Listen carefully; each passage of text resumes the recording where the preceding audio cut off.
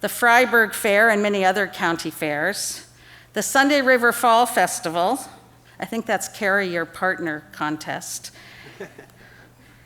Unity Common Ground Fair. Maine does festivals and events very, very well, but why are some of us still lonely? How do we make our cities and towns better places all year round, and why are some of us still lonely? Here's a photomorph done by Dan Burden of showing how we can make our streets better places for people. So what makes a great place? The Project for Public Spaces has been talking about this for many years. Fred Kent said, it takes a place to create a community and a community to create a place. Placemaking is turning a neighborhood, a street, or a town from a place that you only go to and from, or go to only because you have to one that makes you want to linger and spend time in and go back to. It has a set of basics: places to sit, sun and shade, a sense of scale, trees, places to people watch, and programming. What makes a great place? And here's some more descriptions. There are uses and activities. They have to be fun and active and indigenous. They're local, affordable, and challenging, such as outdoor movies or performances, or food marts and food creations and outdoor dance groups. And places where kids can climb on rocks and people can get involved.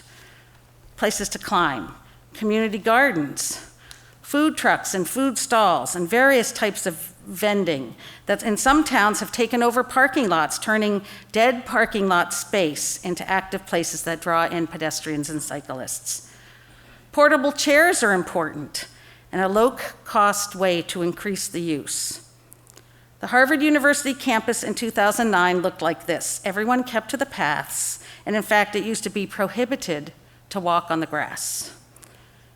The Project for Public Spaces went in and worked with the community to have movable chairs, and lo and behold, look what happens. Access and linkages are important. They should be convenient and walkable and connected and enticing.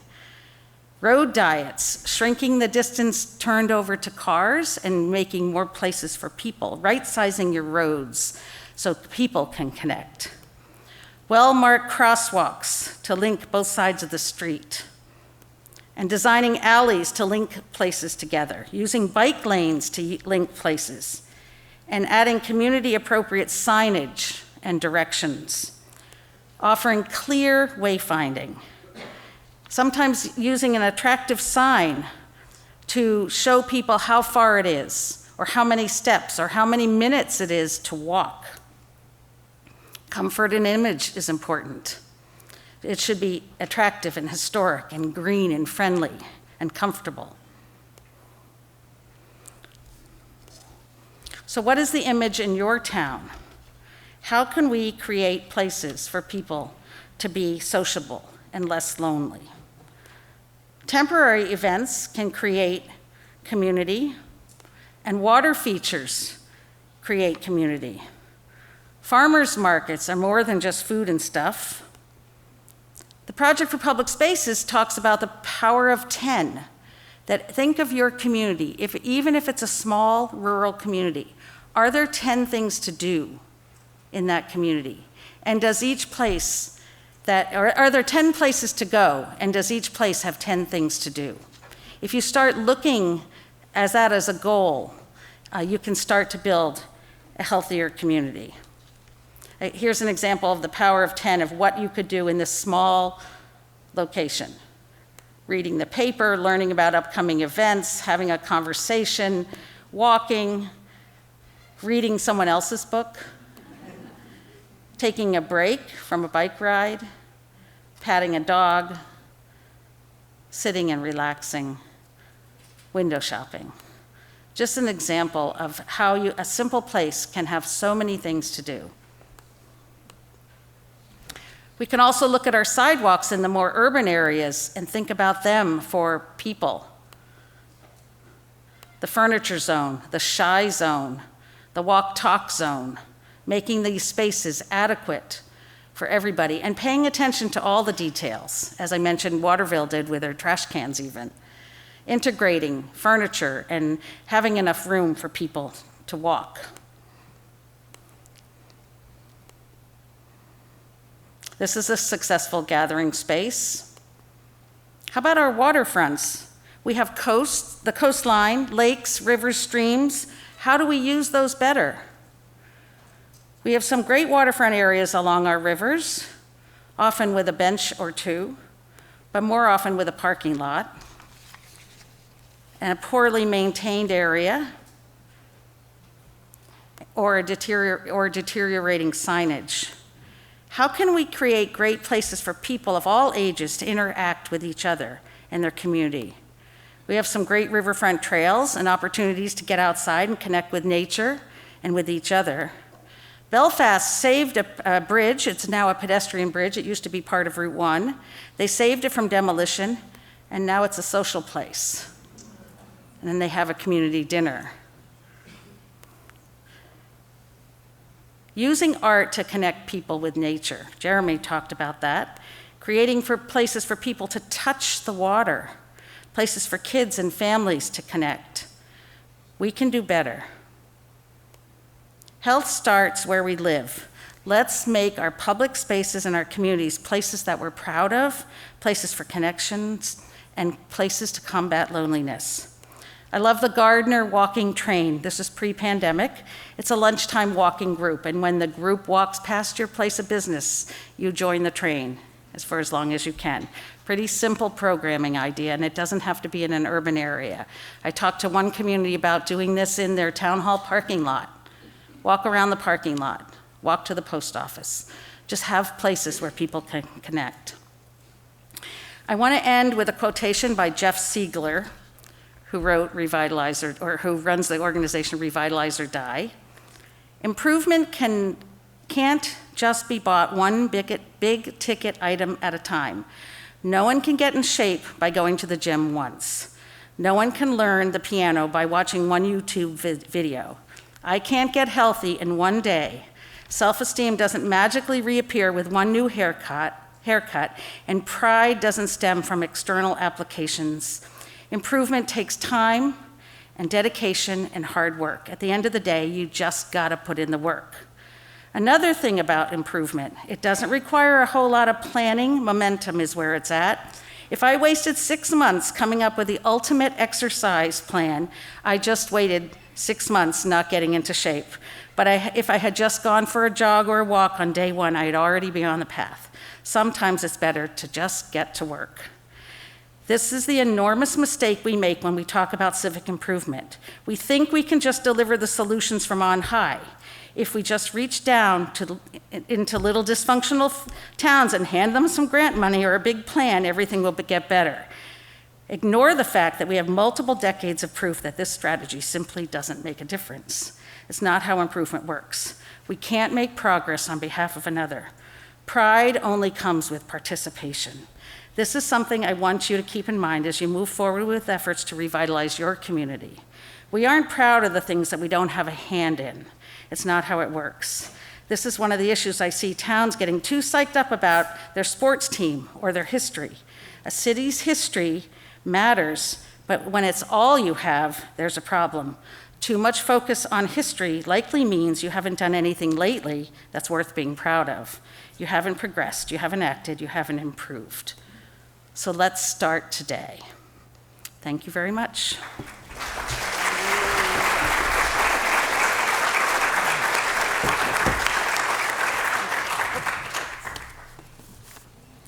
Thank you so much.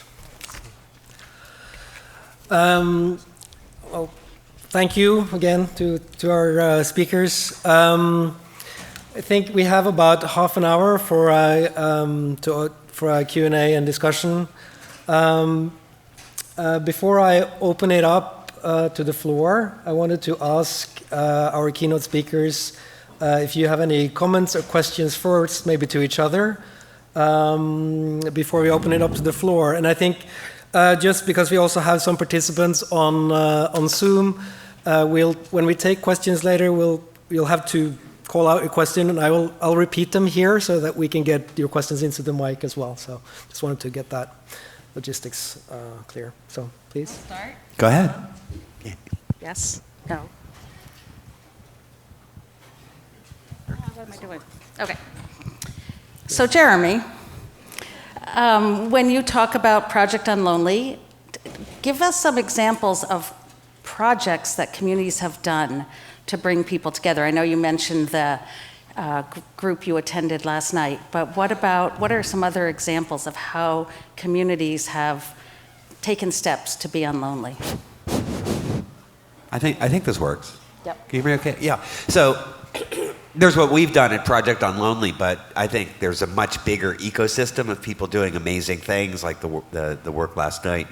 So what I'm intrigued by is it seems like everyone's like waking up to the opportunity here. I loved your slides. I love that sense of opportunity, possibility, but also your caution that you just can't sprinkle it from the top, like fairy dust, whether it's grant money or anything else, and expect it to happen. So I think it's a really interesting moment right now as people are still, in many ways, recovering from the trauma, Right. Of the last 3.5 years.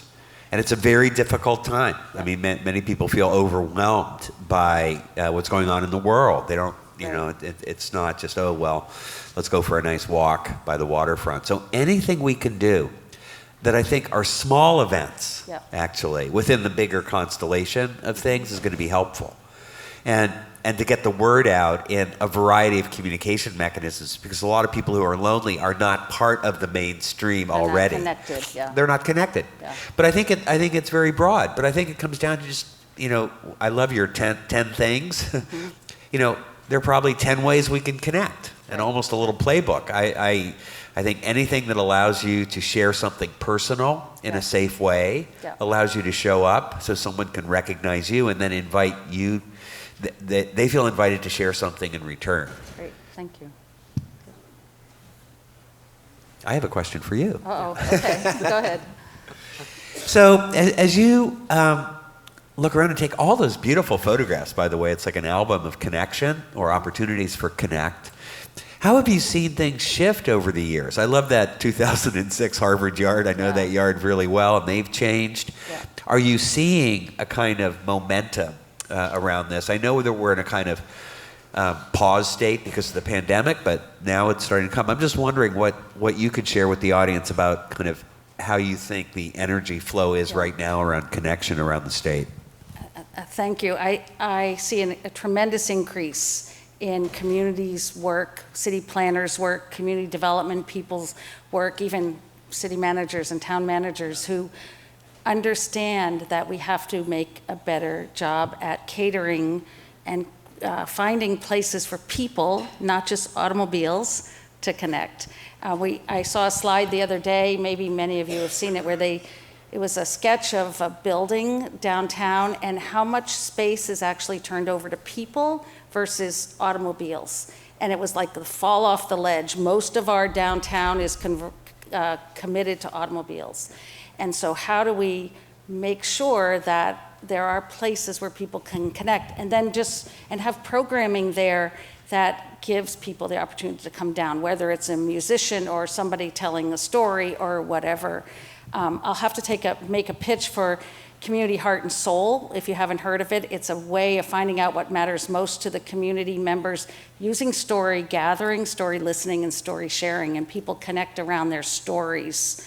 And there are many towns in Maine that have done this to help guide their comprehensive plan and all of that. But people are waking up to the importance of this because they're tired of being lonely, and they're tired of all those other impacts of being lonely, all the health issues that come with that. So I love to talk to my planner friends. I put out a request to the planners in Maine saying, send me some of your photos. And I have to say that some of these photos, most of them were mine. Some of them came from community members saying, hey, look what we did.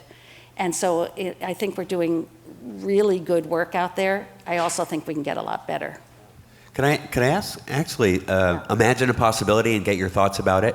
So I did share, that I'm a primary care physician, and a lot of my work actually at Harvard Medical School is around changing to more engaging forms of primary care models where we get involved in what are called social determinants of health. Yes. So not just the medical determinants of health, like did you get a virus or not, or have heart disease, but do you have access to healthy food, transportation, social connection, and so on. Yeah. So one of the things we think is a possibility, particularly around loneliness, is something called social prescribing. They've been doing it at the UK for 10 years. It doesn't put the responsibility for loneliness on the healthcare system, because the system's already overburdened. I mean, we can barely get people to get their flu shots, for instance. But it does put a responsibility on the system to have conversations with our patients about the need for connection. And it doesn't have to be the physician. It can be a health educator. It could be what's called a community health worker. It doesn't even need to be a licensed professional. The goal is to get people aware. But then, where do you guide them to in the community? But it's a little bit of one of these tipping point things, right? Because if the community is out ahead of the crowd of people that want it, they said, we've worked so hard, but no one shows up.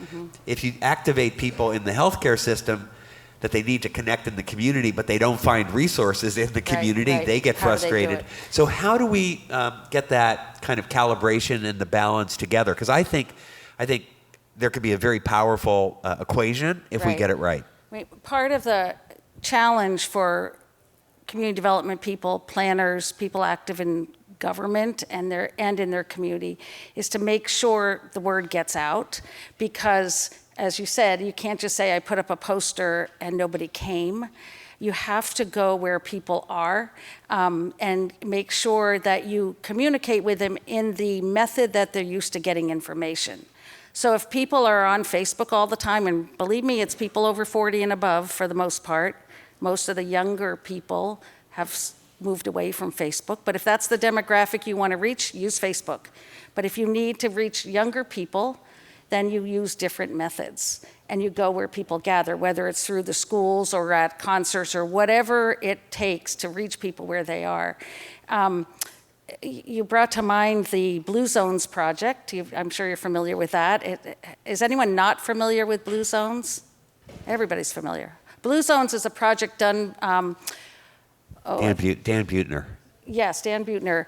But I think it was financed by National Geographic initially, and it was to find the communities in the world where people live the longest and what were those determinants of longevity. And they found, there was only one in the US, in Palo Alto, California. But they found that connecting was a big piece of that longevity. There were other things like in Japan, people historically sat low at tables and had to get up and down, so there was activity built into their everyday life. Rather than sitting on the couch with your clicker, you had to move. There were other, like in Italy, 1 glass of red wine a day, and you can't save them all up till Saturday night and drink them all. But they're, healthy eating, all of those things. But connecting with your community and with your family members was a huge determinant of health. And whether that community is your church or your town meeting or your neighborhood potluck dinner, but all of those things, and getting the word out to people so that they know there are opportunities to connect, and finding it's safe to be there for everybody. There was a group I was involved in a couple years ago, and the organization I was running helped fund it. It was a place for kids in the high school to meet outside of the high school. It's called the RIG, tiny little building where kids that did not feel comfortable in the mainstream school could gather. And boy, it brought life back into those kids who might have been really on the outskirts, might have not made it if they didn't have that safe place to connect. So making sure that there are places for kids of all types to come together. And the list goes on. But.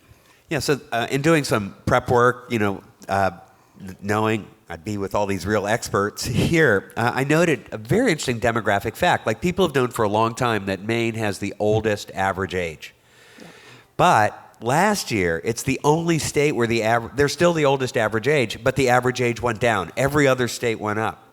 So clearly, there's an influx of younger people. That's what that means. So the loneliest adult demographic is 18 to 24. You often see that arise because of depression, suicidality, and addiction. I know that's a challenge in Maine.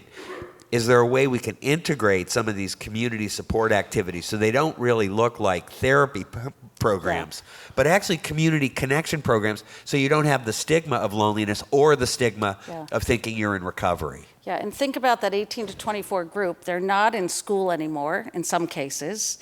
And all of a sudden, they've lost that social life that was a built-in social life. So they might be out working, they might not be working, they just don't have peers.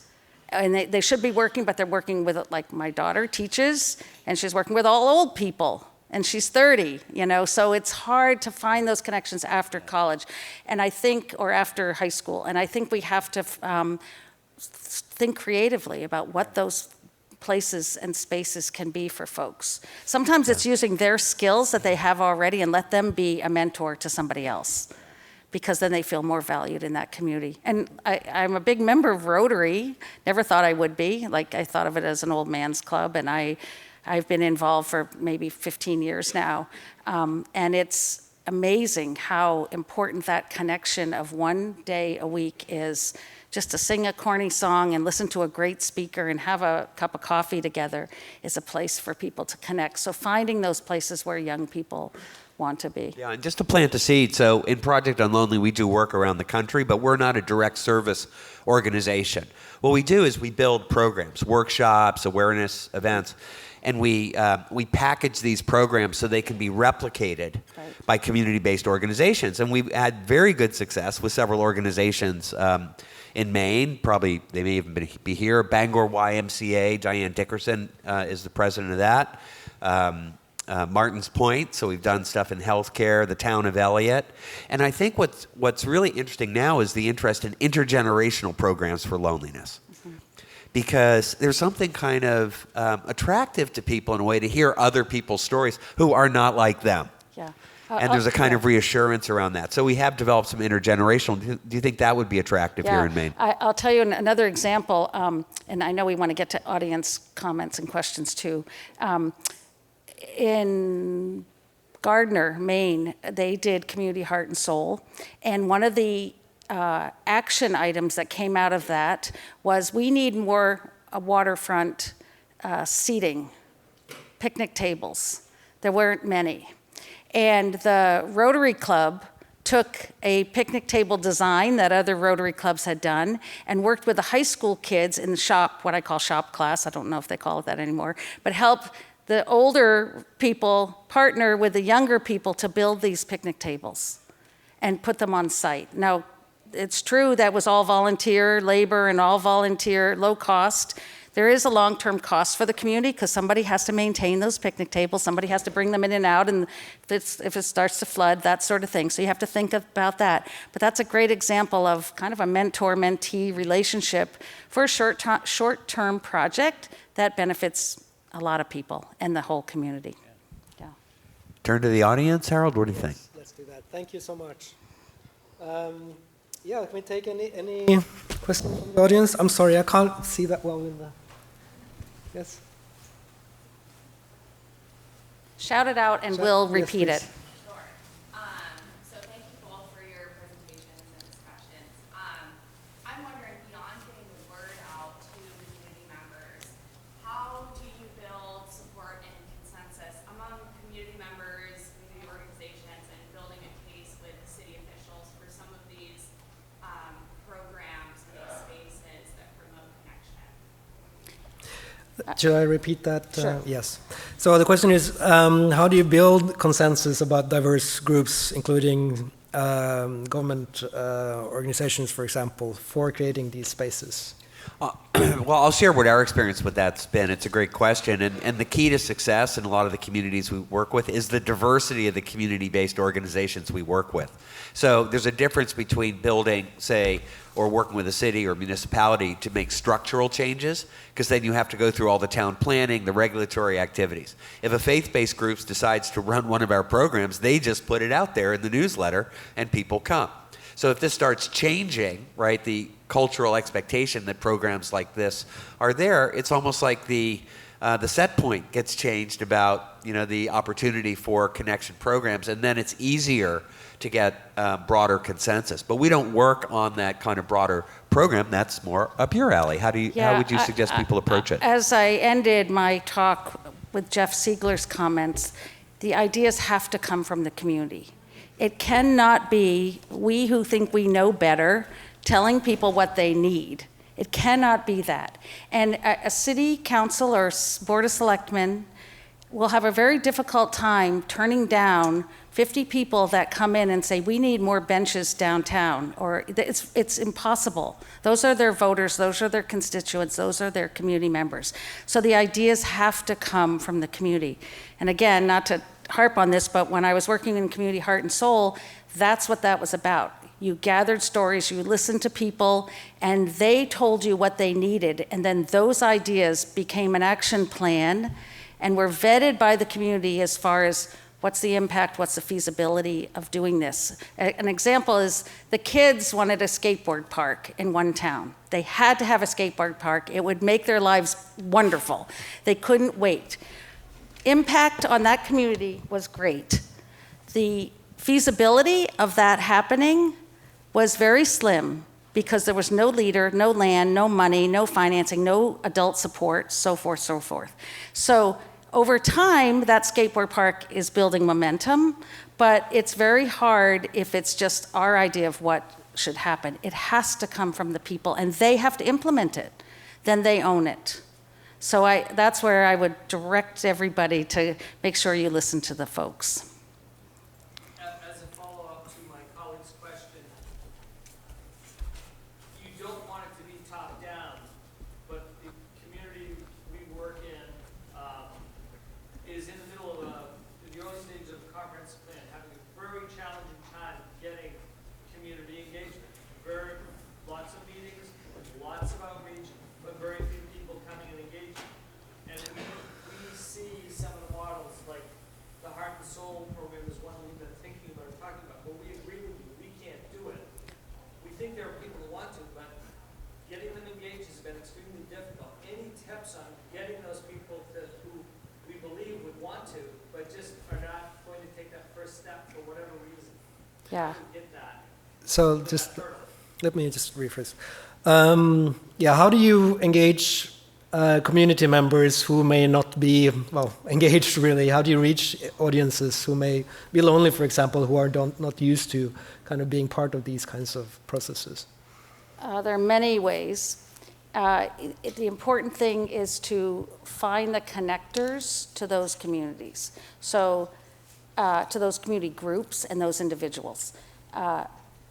I often do what we call a community network analysis before I would do any work in a community to find out who lives, works, and plays in that community, where do they live, work, and play, where do they gather, how do they get their news. It's a whole spreadsheet of what I call an old-fashioned phone book almost of everything in your community. So it's even using daycares and doctor's offices and the dentist and the park and the playground. I had one woman, I think this was in Gardner, she said, I want to help, but I have 3 small children at home. I can't do anything. How can I possibly get involved? I know I want to get involved, and I really feel isolated in my community. And we said, well, what's a Saturday like for you? Oh, I'm at the playground with the kids. Okay, would you be willing to set up a table in the playground and talk to other parents and ask them what they care about and what they need? And would you be willing to ask the kids at the same time? So she was all over it. Set up a booth, and so you find the people in the community that are the connectors to the bigger groups and get their input. And if you're saying, we're having a public meeting about the comprehensive plan, could you please come out 7 p.m. on a Thursday night? Nobody's going to come. Why not? Thursday night, 7 p.m., your meeting, your space, and they want to be home. So what are the other methods that you can use to go out to them, or use people in the community, connect with people in the community that are the connectors to those other people? The Y is a great example. The hardest group to find is often that 20 to 30-year-old group, because they are very busy. And the last thing they want to do is come to a meeting, talk about the State Land Use Act or something like that. In Bethel, they took beer coasters and distributed hundreds of them to area restaurants and said, what do you love and what would you leave behind? And you turn it over, and they would be sitting at the bar, and they would write their message. And yes, somebody has to go pick up those beer coasters and give them new ones, and somebody has to transcribe them. But you're reaching a different demographic, getting, albeit it's one-way communication with those people, because you're not there to say, now, what do you mean by that? But it is a one-way story, but at least you're getting some input from those folks. So think creatively, and there's a whole compendium of ideas of how to do that out there. So, thanks. Thank you. Back there. Sorry? There, yes, in the back there on the side. I'm interested in how you measure success and the interventions that you've talked about. Certainly, you can count how many benches have been placed downtown, sort of structural things. You can count how many gatherings or events there were, process things. When you talk about outcomes, you talked about life expectancy, suicide rates, addiction rates, which take a really long time to unfold. What are some short-term measures of outcomes that we could look for if we try some of the interventions that both of you are talking about? So this is a really hot area. Let me rephrase the question. yeah. How do we measure this so we're not just waiting the 20 or 30 years it takes for the aggregate burden to show up in vital statistics? Is that the question? So that we as planners, designers have a dashboard that we can use? Fair enough? So this is actually one of the most hot areas right now around loneliness and social isolation research because as you say, yes, long term, we know this inflammatory change and immune system changes will increase, risk, just like 15 cigarettes a day. Well, that's a 20 to 30 year risk period. The only way you can get ahead of that, you don't measure the outcome, you measure attitude and behaviors. And we're not very good at that. So then how do you begin measuring that? And that's where I do have some optimism that if we benchmark this as something that the healthcare delivery system should be tracking, there's a 3-question short form, like 3 short questions around loneliness that have been validated nationally and internationally. We ask people all the time, do you smoke, do you wear a seatbelt, and so on. Why don't we include those 3 questions? Then we can track it regionally and by demographic within a region. Now, that's just one way to do it. What you really want to know isn't just are they lonely, but have they changed their behaviors? Are they looking for resources? Are they trying to network, and are they receptive? But we're just at the very early days of knowing how to measure that and convincing stakeholders they should be measuring that. But that is the next step, because otherwise you're flying blind. You're just trying to guess at, and I think Nancy's photographs actually provide some evidence that you... Jane's photographs provide evidence that, you don't have to measure everything to know that you're having the positive impact. You see the social groups, you see the smiles, you see the energy that's flowed. So I'm not saying we should declare victory on that, but that is a kind of outcome that we shouldn't ignore either.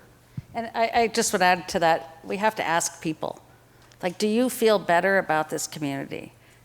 Or, do you feel more connected? And after experiencing this, X, Y, or Z, do you feel better? And, sometimes they have no idea, maybe, I don't know. But other times it's like, yeah, I'm so glad I came to that event tonight. Ask people. See if they support a future event. Do they only go once? Do you only see them once and now they're back in home and feeling miserable? So we have to start talking to people and listening to people. And it's all part of helping them and helping us become less lonely. Thank you. And thank you, Bill, for the question. Somebody over here. Yes, please. Go ahead. Jane, as you build those spaces in those downtowns, I'm curious about how you expand those areas to accommodate more housing, to accommodate the people who might want to move to a place like the downtown Camden, the downtown Garters, that who can buy a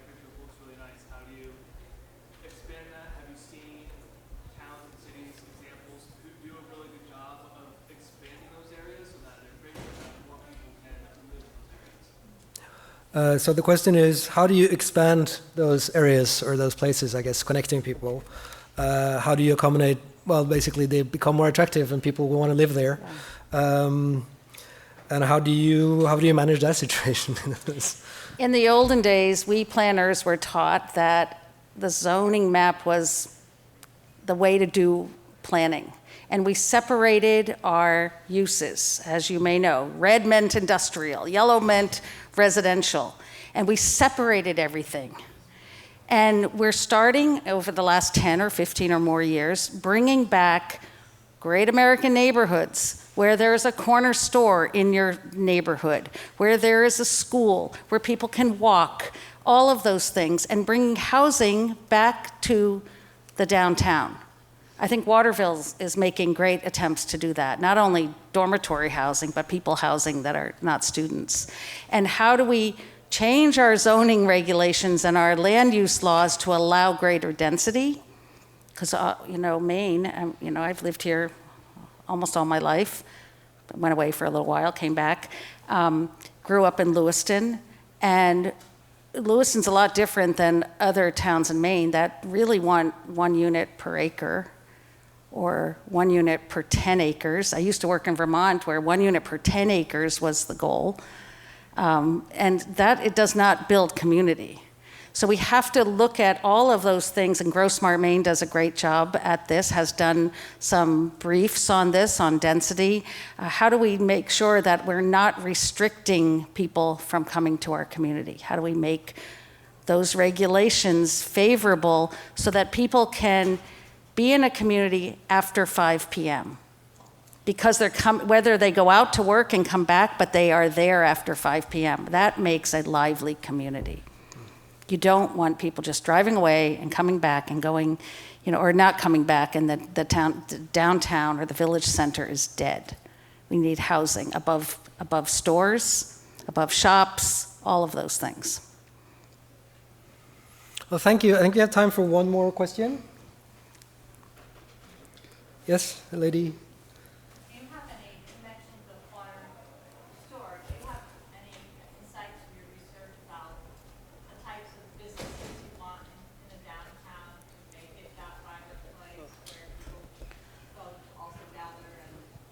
Yeah. Just read because. Go ahead. Yeah. The question is, what types of businesses kind of makes let's say, a lively or a downtown that helps connect people? Some communities in Maine spend a lot of time making sure that their downtown businesses are active, people-friendly businesses. You want businesses that have people coming and going, whether it's retail or offices or all the time. So a car dealer, as an example, downtown, is not a people pedestrian-friendly business. Most people don't walk into the car dealer and buy a car. Occasionally you do, but most likely you don't. Those are usually further, they're not right in the downtown. So in Camden, for instance, they don't even allow, in the very downtown, they don't allow offices on the first floor or housing on the first floor. Those all have to be upstairs. And if you know Camden has water on the other side, those all have to be water-dependent businesses on the back side of those buildings because they want to make sure the working waterfront and the active waterfront is always, the buildings are catering to the waterfront. Some people criticize that, saying it's way too restrictive. A little bit has been lifted as you move away out of the downtown. But think about, you want foot traffic. Someone once measured the distance between doorways as 30 feet is the optimal distance between doorways, because if your doorway is more than 30 feet away from the next doorway, you're going to get in your car, unfortunately, and drive to the next doorway. So think about that. And I know businesses like to control access, so if they have one big footprint of a business, they want one doorway, they don't want 10 doorways. But think about how you can space things so that people want to park once or walk two and come in and out all the time, so there's foot traffic and activity downtown.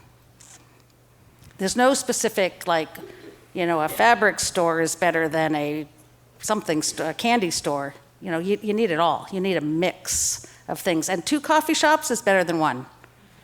Believe me, 2 coffee shops is better than 1.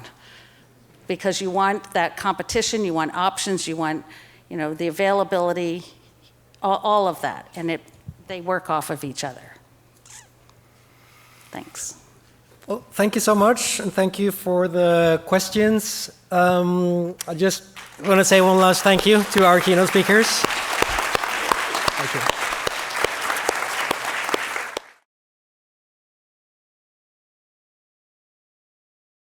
Hi everyone, I'm Maggie Fleming and I'm one of the board members for GrowSmart Maine. I hope you all enjoyed lunch and the community spotlights. We had one sponsor video that did not play fully this morning, so before we get started with the presentation, we'd like to thank our sponsor AARP.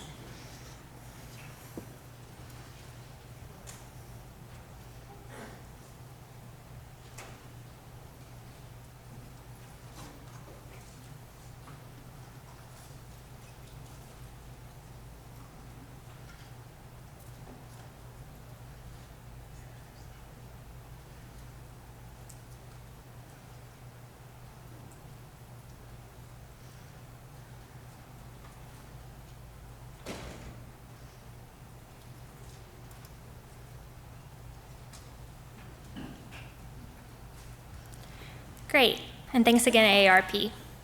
So it's now time for our 2023 Maine Smart Growth Award presentation. This is the 6th year that through the Smart Growth Awards program, we have honored projects, programs, plans, and people that are contributing to a more sustainable and prosperous Maine. The award recipients represent the diverse activities that contribute to smart growth and serve as real-life illustrations of the benefits it brings. This year's recipients were selected from an exceptional group of nominees, and we want to thank everyone who submitted nominations this year.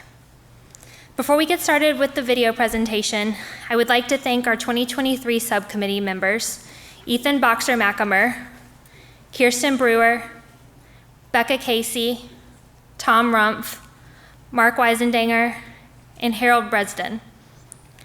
I'd also like to thank all of our judges for this year, Karen Tilburg, President and CEO of the Forest Society of Maine, Misty Parker, Assistant Director of the City of Lewiston Economic and Community Development Department, Caitlin Nuzzo, Director of Government Relations at the Nature Conservancy, and Sarah Alexander, Executive Director of MOFGA.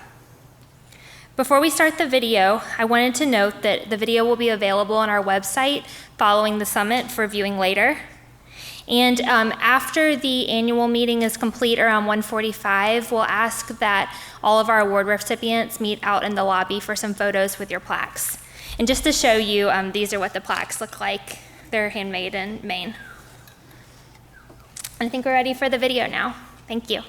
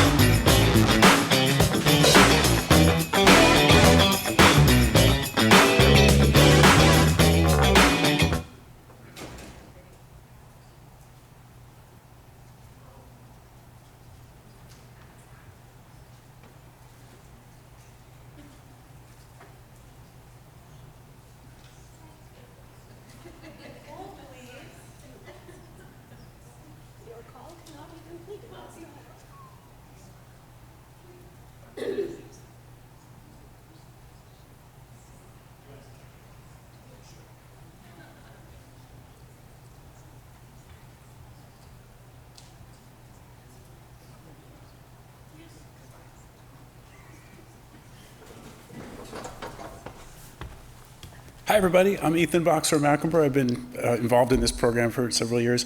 What just happened was last year's video started to play, so we apparently downloaded the wrong one. Sorry about that. So we're quickly working to remedy that. But I would just add to what Maggie said that this has been a really exciting program for us because it's all too easy for us, all of us as practitioners around the state in our various sectors, to sometimes feel discouraged because a lot of these smart growth principles that are so important to us seem to be overlooked by the rest of the community sometimes. And we looked at this program as a real opportunity to say, hey, you know, there are some really great things happening, and by showcasing them, we hope that we inspire other communities to see what's possible. And so to put a little finer grain on how we do it, our judges aren't just looking at projects that sort of look and feel like smart growth, because honestly, as was mentioned, all of the nominations that came in were incredible and very illustrative of what good smart growth can look and feel like. More importantly, we've looked for projects that really kind of show how this can be uniquely achieved in Maine and how we can overcome some of the barriers that we as Mainers see for ourselves because of our history or the economics of our community or where we are geographically. And so we really kind of always, the projects that have risen to the top were the ones that kind of overcame those barriers and said, you know what, you can find the resources within your own community and within your own organizations that are needed. So this is me stalling.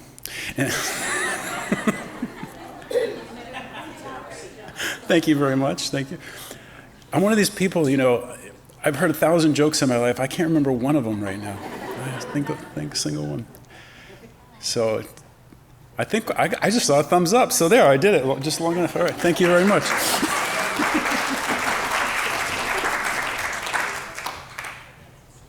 Hello, and welcome to the 6th Annual Maine Smart Growth Awards, a program of GrowSmart Maine. To honor and celebrate excellent examples of smart growth across Maine, each year the Maine Smart Growth Awards highlights the best of smart growth from around our state. This year, award nominees were collected and presented to a 4-member panel of judges from the natural resource, economic and community development, and agriculture sectors. All judges are completely independent of GrowSmart Maine. Our judges review nominations through the lens of the principles of smart growth, while also looking for submissions that were both transformational and inspirational. Does it set an example? Will it raise the bar for the future of smart growth in Maine? This year, our 4 judges were Caitlin Nuzzo, Natural Resources Policy Advisor for the Maine chapter of the Nature Conservancy; Misty Parker, Assistant Director of Economic and Community Development for the City of Lewiston; Karen Tilburg, President and CEO of the Forest Society of Maine; and Sarah Alexander, Executive Director of MOFGA, the Maine Organic Farmers and Gardeners Association. For 2023, our judges chose 4 winners from the many nominations that were received from across the state. While these 4 awardees are all unique in their own ways, they share a common thread. They provide shining examples of how smart growth principles can be implemented in Maine communities to achieve tangible social, economic, and environmental outcomes. And so here they are, your 2023 Maine Smart Growth Award recipients. Heart of Ellsworth and the City of Ellsworth, Manifesting Maine, Ellsworth Asset Mapping, Exemplary Community Planning Initiative. Heart of Ellsworth is a community-based nonprofit and an affiliate of Main Street America. Since 2016, their mission has been to promote a vibrant community for the downtown area of Ellsworth. In 2022, Heart of Ellsworth commissioned the Hub Collective to co-lead an asset mapping project that would engage the community in creating a shared vision for downtown Ellsworth, one that would be based on community strengths while preserving community heritage and addressing emerging needs. Over 11 months, they worked with the City of Ellsworth to produce a rich and comprehensive policy report called Manifesting Maine, Ellsworth Asset Mapping. Through interactive focus groups and public workshops, over 350 community members were engaged, including high school students, senior citizens, business owners, nonprofit leaders, and municipal officials. The Ellsworth Asset Mapping Report plotted downtown Ellsworth's existing physical and experiential assets, such as local businesses, municipal facilities, historic resources, its welcoming, walkable streetscapes, and palpable sense of history, community, and place. The Ellsworth Asset Mapping Report then went on to identify strategies for promoting the vitality, livability, and sustainability of the downtown. One of the most powerful and exciting tools in the asset map is its relational mapping section that maps downtown districts and anchor sites and proposes how to unify them through strategic infill development and the enhancement of interlinking sidewalks and paths. Importantly, the Ellsworth Asset Mapping Report is beautifully presented and uses plain language and clear visual representations of concepts that make the work accessible and understandable to the largest number of community residents, regardless of whether they have any prior experience in city planning. In an era when community planning can all too often be backburnered or ignored, Heart of Ellsworth and the City of Ellsworth's focus on inclusive and comprehensive asset mapping as a precursor to the development of the city's new comprehensive plan provides a model that other communities can follow. For this exemplary work in community planning, GrowSmart Maine is pleased to present Heart of Ellsworth and the City of Ellsworth with this 2023 Maine Smart Growth Award. Kaplan Thompson Architects and Avesta Housing, the West End Apartments in South Portland, exemplary smart growth development. Since 2004, Kaplan Thompson Architects has designed hundreds of high-performance, low-impact buildings and retrofits at every scale. The firm's largest completed project, the West End Apartments, is a transformative, multi-use development in the West End neighborhood of South Portland. The project was accomplished in partnership with Avesta Housing. West End Apartments was developed on a formerly blighted urban infill site and features 2 5-story buildings with a combined 116 units of mixed-income housing that accommodate up to 180 residents. The apartments are available at a mix of 80% affordable and 20% market rate, a balance that preserves socioeconomic diversity within the neighborhood while serving the needs of its current demographics. West End Apartments accommodates a variety of household sizes in units ranging from studios to 3 bedrooms. Young professionals, seniors, and families call the apartments home. 25 of the units are fully handicap accessible. 3 street-level commercial spaces are provided at the ground level. The local nonprofit Opportunity Alliance occupies one of the retail spaces where they operate a neighborhood resource hub that can respond to the growing community's unique needs.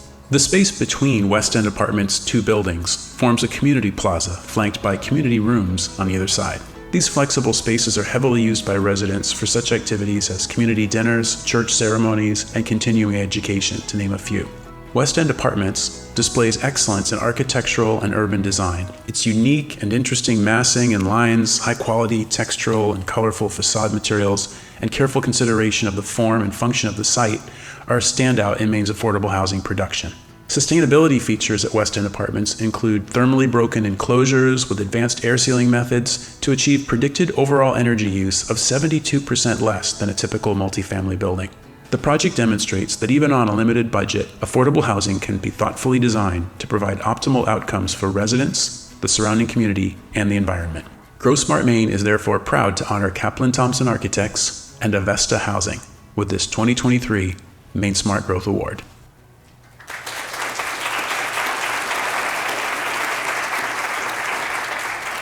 Sunrise County Economic Council, Main Street Business Building in Machias, exemplary smart growth development.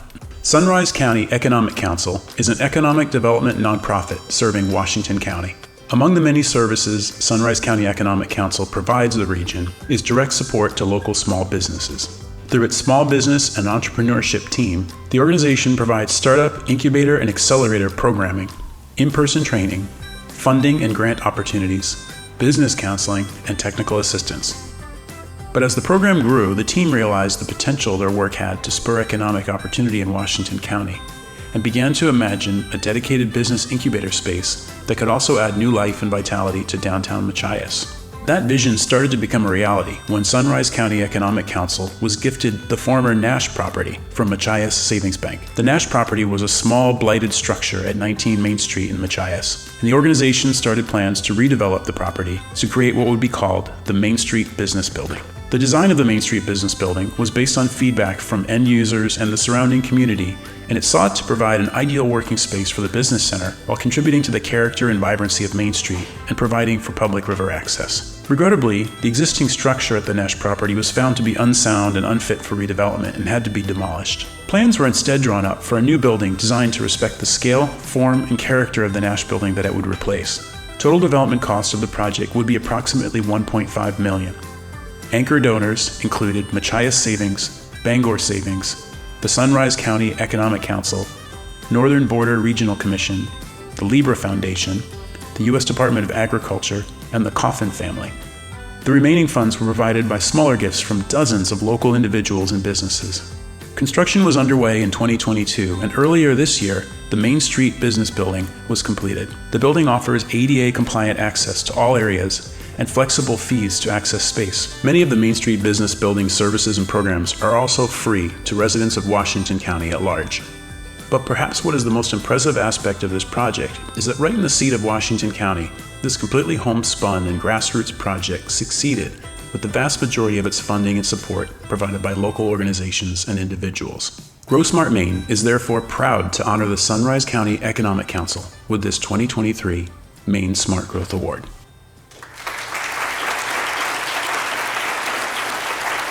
Mayor of Biddeford, Alan Cassavant. Outstanding contributions to smart growth. When Alan Cassavant began his tenure as Biddeford's mayor 12 years ago, the character-defining features of Biddeford's downtown included the massive Merck trash incinerator facility and hundreds of thousands of square feet of empty and shuttered historic mill buildings. Even in those times, Alan Cassavant saw the potential for Biddeford to create a thriving downtown. Under Mayor Cassavant's leadership, the City Council quickly coalesced around a new vision for the future of downtown Biddeford.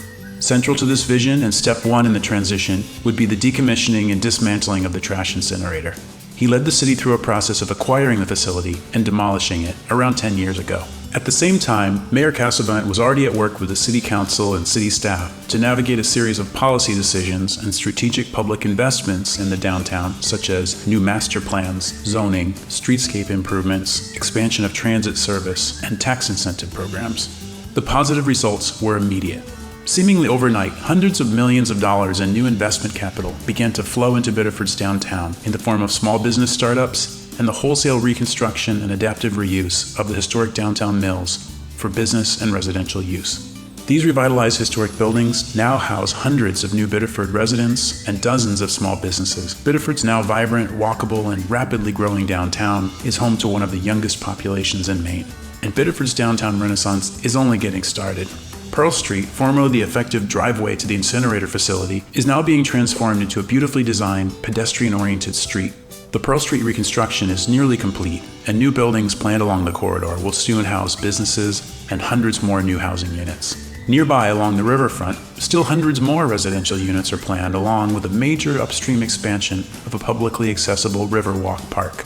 To ensure that all of this economic progress benefits the most Biddeford residents into the future, Mayor Cassavant formed an affordable housing task force to develop and enact various housing policies to ensure that at least 12.5% of Biddeford's rental units in the city are affordable by 2028. Additionally, Mayor Cassavant created a climate task force to develop proactive policies focused on adaptation, mitigation, and sustainability strategies that address the impacts of climate change. While Mayor Cassavant is a humble man who duly credits city staff and fellow council members, it shines clear that his leadership was foundational to the rapid renaissance of Biddeford's downtown. So congratulations, Mayor Cassavant, for this well-deserved Maine Smart Growth Award. GrowSmart Maine would like to thank all of the talented groups and organizations who participated in this year's awards. In particular, our judges and this year's 4 award winners. To learn more about what smart growth could look like in your Maine community, visit us at www.growsmartmaine.org.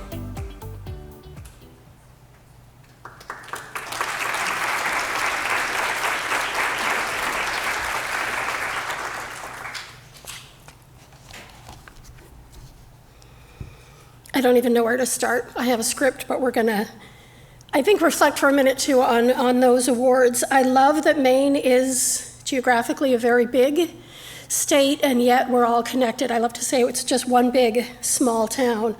Ethan, when we talked about how we're going to present these Smart Growth Awards, he said they're going to hear my voice enough.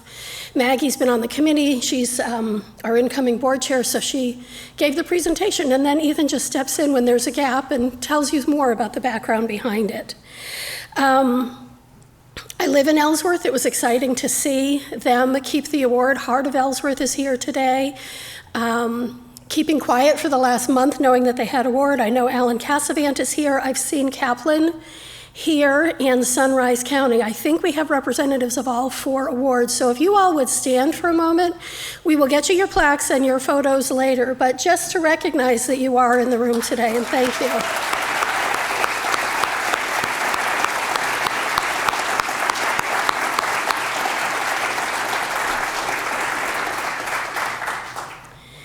Thank you.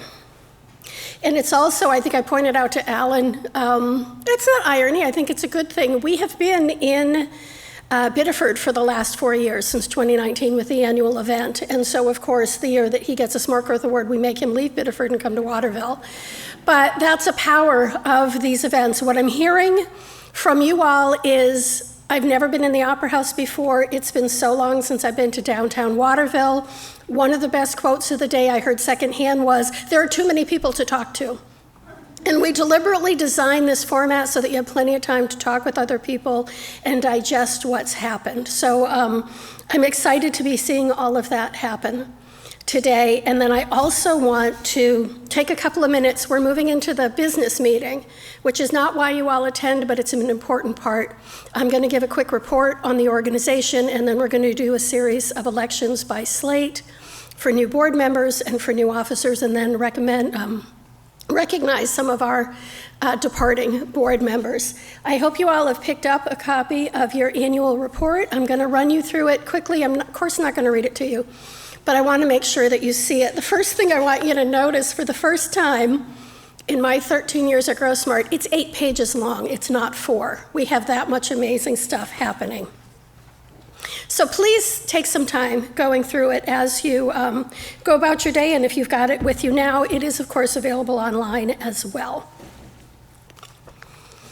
I also want to start by recognizing, and I've heard this in conversations today too, the variety of people who are here today. It's another power of GrowSmart Maine to bring people together who may not be in other conferences together.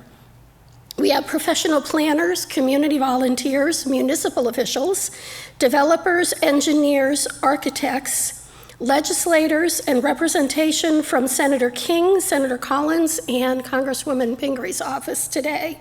We have conservationists, and we have businesses large and small. That's the power of smart growth, is bringing all of this together. So, you are all members of GrowSmart Maine because that was part of attending today. What's new with you in the last year?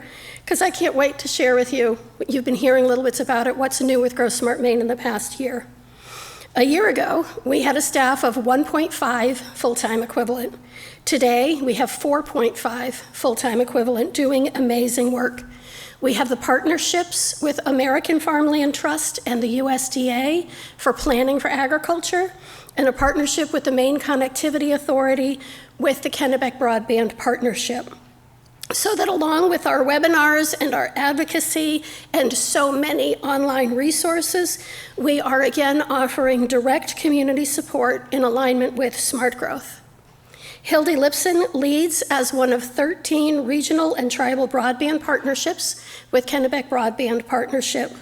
We're helping communities prepare for the federal broadband dollars that are coming in to ensure that digital equity is deeply ingrained in the plan for deploying millions of dollars in Maine for broadband infrastructure. Harold Bredesen is our lead on planning for agriculture. We're providing tools and expertise to integrate farmland protection and farm viability as communities find ways to provide more housing choices to residents new and long time, and to be able to do so considering other important aspects of community life, including protecting farm soils of significant value through farmland protection, and protecting and facilitating the business of farming through farm viability. Because we're GrowSmart, of course, we integrate these two programs, inviting municipalities to consider how they will deter sprawling growth, even as they work to achieve the state and national goal of access to broadband for everyone. There are planning tools, both in Planning for Ag and in Kennebec Broadband Partnership, that invite us to bring these issues to the community volunteers and leaders. And as you heard this morning, we are Maine State Rural Development Council, a designation that comes through the USDA Rural Development. GrowSmart can use this designation to work better as we are uniquely positioned to connect communities with federal and state resources. And what I love about GrowSmart is it's the one place where we weave together. It is essential that we weave together the components of land use. I love the cover on Jeremy Nobel's book, where he shows a visual representation of this. At our core, we are about land use. And over the past year, we have invested time and resources to reflect on how to communicate this, leading to the focus that you see today. Why does it matter? How we arrange ourselves on the planet matters. We can connect people. We can improve municipal budgets. We can improve quality of life. We can make it more affordable to live in Maine if each household doesn't have to own 2 cars in order to function. And we can reduce the man-made causes and impacts of climate change. Our advocacy in the past year has been incredible in partnership with Build Maine, with hundreds of Mainers and at its core, dozens of people regularly involved in bringing forward proposals and supporting proposals of others that get to the core goal of Policy Action 2023, to address barriers and create incentives for equitable, sustainable development. We also were active this year in the Wabanaki Alliance Tribal Council in their journey towards equity with attempts at sovereignty, and as you heard this morning, question 6, to at least get the full current Constitution of Maine in printed form. AJ Mohadeen is our outreach and communications person. He's been with us for maybe 6 weeks so far. It's a new position for us, and it allows us to share stories about the differences that smart growth is making and can make across the state. And Amanda Vermillion, who you've seen at the desk, I see her in the back of the room now, is our development and operations associate who joined us. It's 1 month ago today, she said, and she's been leading on managing the needs for the sponsors and for all of you in registration while we onboard a brand new platform, because why not? I want to thank Tammy Ackerman, who has been our communications and summit logistics coordinator for the past 2 years. We wish her well as her pottery studio has grown in this time that we've been together, and her graphic design business also grows stronger as well. I want to thank my board. All 15 full members were here today, and they've been supportive in this incredible time that we've been through. I also want to thank the new board members who will be voting on, incoming board members that will be voting on in a few minutes, including David Webster, who will be our 4th emeritus member, along with Evan Rickert. I know he had to leave. I'm not sure if he's still here. But it's a way to stay connected with people. The criteria of emeritus is that GrowSmart wouldn't be here without you. This is the first time in my 10 years with GrowSmart let me rephrase it. For the first 10 years of my time at GrowSmart, my challenge was to find ways to insert smart growth and land use planning into conversations about public policy and community engagement. What's happened in the last couple of years with the significant in-migration of people choosing to live here is that the impact of where we live and where we direct our housing and commercial development has become top of mind for many people across the state. GrowSmart Maine continues to facilitate policies, projects, and programs to support communities in making changes that align with their long-term vision and immediate goals to manage growth in alignment with smart growth. I want to thank all of you for being a part of this, whether today is your 1st or your 10th summit. You've helped to make it possible. You'll see also in our annual report a list of our donors and our members who make the work possible. I can't help but look forward. Next year in 2024, we'll be celebrating GrowSmart Maine's 20th year as Maine's statewide convener, helping communities navigate change in alignment with smart growth. So please take some time to look at the annual report and keep in touch with us because we're just getting started. Thank you.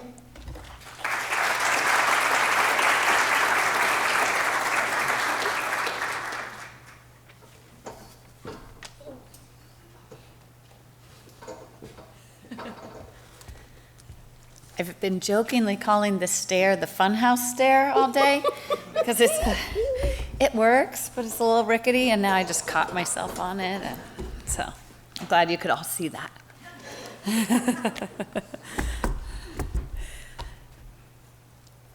Am I advancing the slide? No. Where's it going to go? Okay.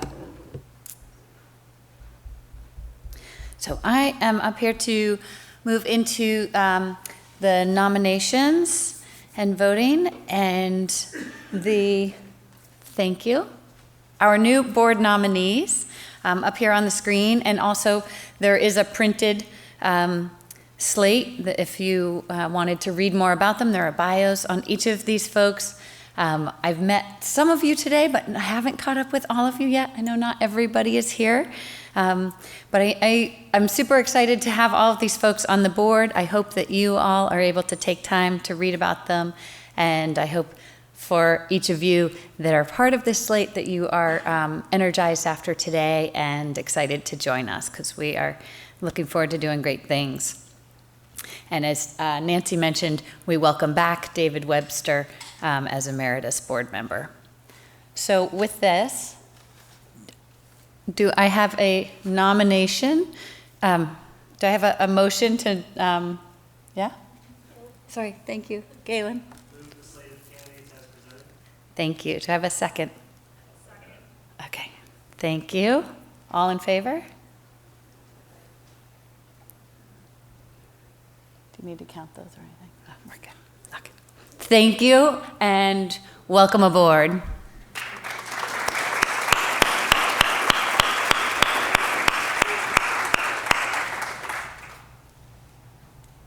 I don't know that I can nominate myself, so I think Nancy needs to come back up.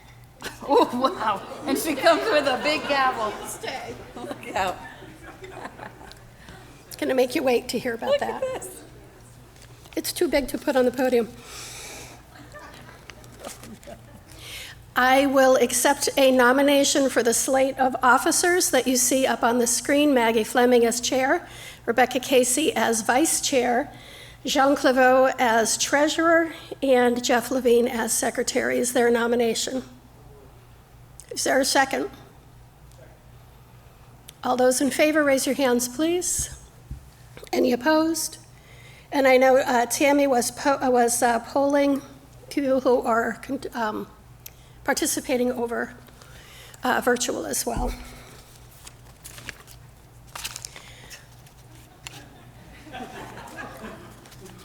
I'm going to take a moment to recognize Becca Casey, who is stepping down as board chair. And there is no better representation, even through the years of Zoom, than a massive gavel. This was produced by the Thomaston Woodworking workshop through the Maine State Prison, and it has her name, and it says GrowSmart Maine Board Chair, 2022-2023. Becca, hold on. Becca joined the board 8 years ago with a level of enthusiasm and energy I had not seen before. She is in when she's in. She has led discussions, inspired other board members, and certainly inspired me. The role of board chair is unique and important, and a person can make of it as little or as much as they want to. Becca has been my first call when there's big news, good or bad. In our weekly Zoom check-ins, she is my sounding board and my ally. And she celebrates the good news with as much enthusiasm as I do. She will be with the board for one more year before required to step off the board. But she is stepping down as chair 1 year early for two reasons. One is so that she can mentor the next board chair, and because she has achieved a significant professional goal in becoming a principal at SMRT Architects and Engineers, who have supported her involvement in GrowSmart Maine, as well as her passion for health and wellness supporting spaces in the design work that they do. I'm pleased that she'll be on the executive committee for one more year, and do want to recognize the extraordinary effort that she has put into being our board chair for the past 2 years. Thank you, Becca. Thank you, Nancy. Come into the light. Come into the light. Okay. Thank you. Okay. It could be a croquet mallet. Extraordinary effort required to hold this gavel. It's amazing. Thank you so much. I'm crying because that's what I do when I'm emotional. And yeah, thank you, Nancy. And did anyone note the irony that Nancy had never seen that much energy before, except when she looked in the mirror? So there's that. Thank you. It's been really wonderful, and I'm thrilled to have another year here and working with Maggie as well. Absolutely. Thank you so much. And if you want to stay up, our last piece of business is to recognize we have board members who are leaving.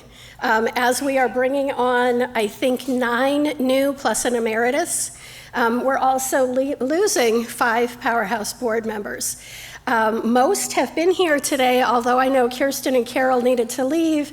Ethan is departing after 8 years, Carol for the full 9 years that's allowed, Sally Stockwell for 6 years, Kirsten Brewer for 3, and Philip Hussey for 3. So we thank them for their service and hope that you will join us in a round of applause for them as well. So now is go back to the program and Okay. yep, with your guest. Okay. Okay, find where I was here. All right, now the exciting part. So thank you for all for joining us. I hope that it was interesting and you learned something new. And thank you, Nancy, for the meeting. Now to get us back out on our feet and outside into this beautiful day, the City Experience walking tours. We will be doing those, and before we send you out to find all of those, I'll just give you a few directions and final housekeeping items. So these, the tour guides for these will each have a sign with what the tour is. You can see the names there. They will be out in the atrium, so that's back across the bridge where you had lunch and downstairs, and they'll... they'll be outside because it's beautiful weather. Go all the way outside. So they'll be out in the grass instead of the atrium. I thought it might rain. After that, but before you head out, just a note to take everything with you from this space because we won't be coming back to the auditorium, including any tickets. Make sure you got those if you have tickets for the drawings later. So we will be doing those raffles for the gift bags and things at the reception. And please do fill out surveys. There's a QR code on the programs and things, or you'll be getting an email follow-up. We really appreciate your feedback. I feel like this has been a great day and I've heard good feedback, but I'm sure that are a very wide variety of experiences today, and we can't wait to kind of hear what worked really well and what you might change a little bit. And with that, a final thank you to our sponsors, and we will see you at the Proper Pig at 3 o'clock. That is just around the corner on the other side of the park out front. With that, meeting adjourned.